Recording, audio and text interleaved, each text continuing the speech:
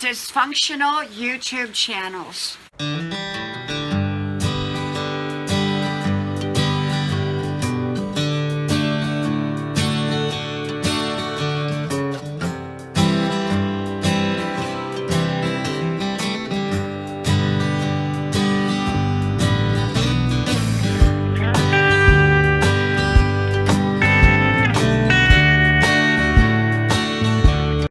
Dysfunction and Bickering, Dysfunction and Bickering YouTube channels.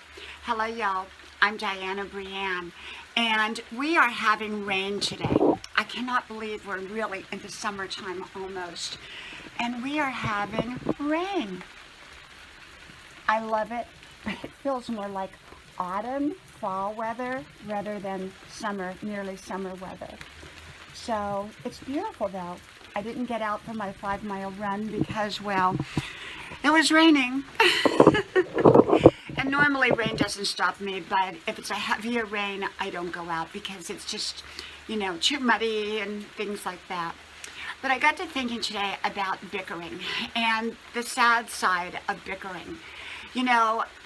Periodically I will step over into one of those bickering channels. I don't participate in it. I just kind of observe because I learn a lot about human nature, and often I cannot talk about something that I don't really understand. So I try to understand it. I don't recommend going to a bickering channel or a bashing channel, as I call it, or people who bicker and fight with each other, or a dysfunctional channel. And yet, on occasion, I will do it. But when I leave there, I usually don't feel all that great about having been there and what I've observed. Because what I observe usually, it's hurt. It really comes down to hurt people. Because hurt people are the ones that have to go and lash out and bash other people or defend themselves because they're hurt. And then they bash and lash out at other people. And it's their way of dealing with hurt. And I find a lot of sadness on these channels, and people that linger on these channels, that go to these channels repetitively, and a lot of them go there to stir the pot, so to speak. They go there to create more dysfunction. And I think it's because they grew up in dysfunction, and that's really where they're comfortable. They understand it. And they don't understand how to reach for your best life, how to live your best life, but they do understand dysfunction, and they're stuck there. It's like they're stuck in this rut, and they don't know how to get out, and they keep spinning their wheels over and over and over, digging their hole deeper and deeper and deeper into the ground. And so I went to one here, very recent, and it was very sad. I saw someone kind of semi-defending themselves and semi-bashing someone else, and whether it was justified or not, I have no clue. I have no idea. Maybe they were just defending themselves. I don't know. But I thought, I kind of understood now why a lot of these channels have dysfunction. And the people that come to those channels are, like dysfunction. I think it's because of, well, where they've grown up at, in part, or the environments that they've been in for a very long time, and they identify with dysfunction. And, I'm not saying in every situation is that the case, but I think in a lot of situations that is very likely to be. The dysfunction draws a lot of people. There's a lot of people that feel comfortable with dysfunction. They're not real comfortable with living their best life because, well, they don't think they can do it, first of all, but they can if they really wanted to.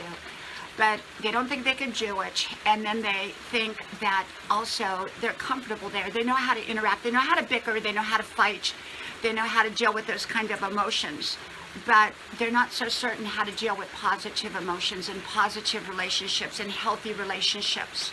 So when I was over on that channel along with some others, it just kind of saddened me that people get to the point where they have to bash each other, talk bad about each other in order to defend themselves. And, I got it. Sometimes you do have to go and you have to defend yourself. And I got that. I really do. I understand that.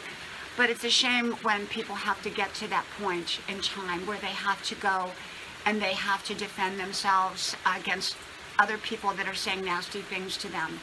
So, I believe that, sometimes we just have to walk away from those kinds of situations and walk away from the people that are doing those kinds of things. And it's not always easy, because a lot of times those kinds of people who are dysfunctional will try to pull you back in, and all you can do is verbally defend yourself. And I think in some situations that's what some of these channels do. They're trying to verbally defend themselves, and at the same time I think they dig their hole deeper. And sometimes the only way is to let it go and to move forward and to live your very best life and to remove yourself from dysfunctional situations to the best of your ability and go towards healthy environments, healthy channels, healthy Facebook pages, healthy virtual media pages. Get with the healthy-minded people, people that are proactive in leading their very, very best life, rather than people who are digging for trash in the garbage dumps. And so many people are digging for trash in the garbage dumps. And, it just, it's sad when you see things like that. And I believe my channel is about living our best lives. Do I get criticized? Of course I do. But you know what? I let it go. I let it go. Because you know what? The people that criticize me are also the people that are not trying to live their best life either.